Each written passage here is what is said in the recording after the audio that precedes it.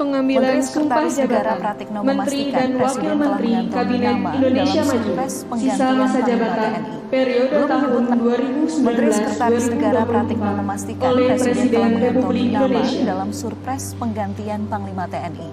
Belum menyebut Menteri Sekretaris Negara Pratikno memastikan Presiden telah mengantongi nama dalam Surpres Penggantian Panglima TNI. Belum menyebut Menteri Sekretaris Negara Pratikno memastikan Presiden telah mengantongi nama dalam Surpres Penggantian Panglima TNI. Berkenaan dengan pengangkatan saudara-saudara Negara Pratikno memastikan sebagai Menteri Negara dan Wakil Menteri.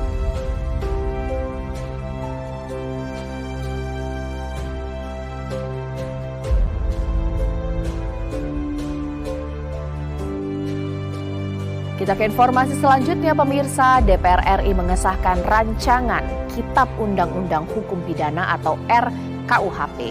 Pengesahan itu diambil dari pembicaraan tingkat 2 di rapat paripurna ke-11 masa persidangan 2 tahun 2002-2023. Rapat dipimpin oleh Wakil Ketua DPR RI Sufmi Dasko Ahmad. Dalam rapat ini sempat terjadi perdebatan. Menjadikan negara Indonesia dari negara demokrasi menjadi negara monarki. Saya meminta supaya pasal ini dicabut, dan kemarin juga mahasiswa sudah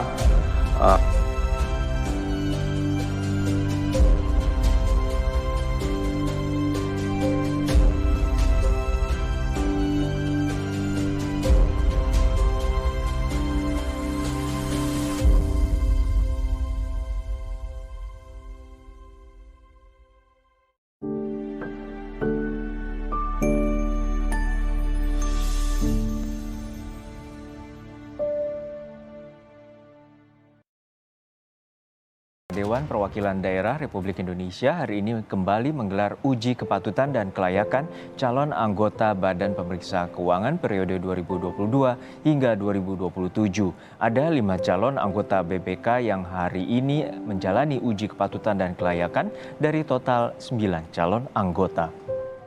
Uji kepatutan dan kelayakan digelar 2 hari pada tanggal 28 dan 29 Juni di Kompleks Parlemen Senayan, Jakarta.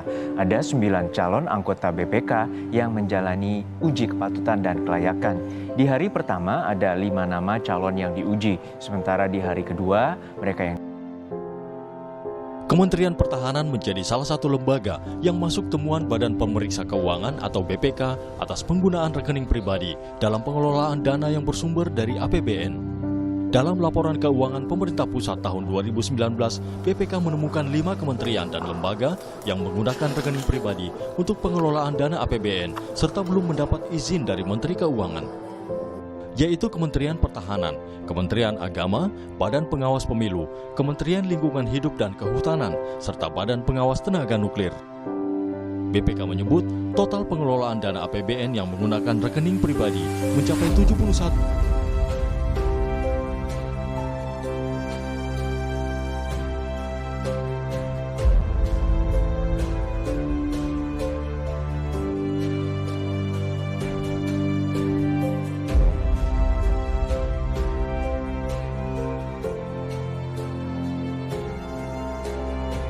Presiden Joko Widodo memberikan tanggapannya terkait pemberian grasi terhadap terpidana kasus korupsi Anas Makmun.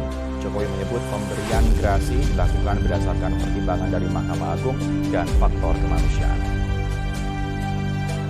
Yang diberikan pada Presiden atas pertimbangan dari Mahkamah Agung itu jelas sekali dalam Undang-Undang Dasar. Jelas sekali. Tapi kan tidak semua yang diajukan.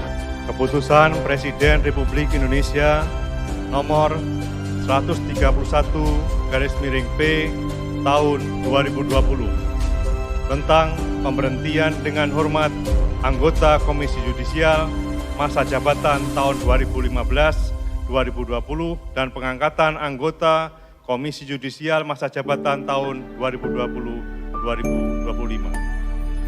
Dengan rahmat Tuhan Yang Maha Esa, Presiden Republik Indonesia menimbang dan seterusnya mengingat dan seterusnya Ketua Komisi Yudisial Aidul Fitrisiada Ashari bertekad meningkatkan integritas dan upaya pencegahan penyimpangan perilaku di kalangan hakim. Agar fungsi sebagai lembaga pengawas hakim berjalan efektif, Komisi Yudisial berharap ke depan pemerintah dan DPR mau duduk bersama untuk memperkuat fungsi dan kewenangan lembaga yudisial. Ditemui di Ketua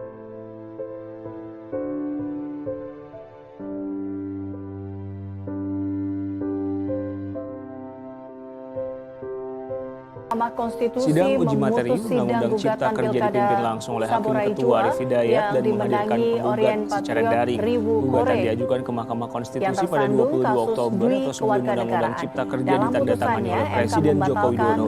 Salah satu materi gugatan yang diajukan oleh Serikat Pekerja Singapura Bangsa ialah terkait pasal 81 yang dinilai bertentangan dengan Undang-Undang Dasar 1945.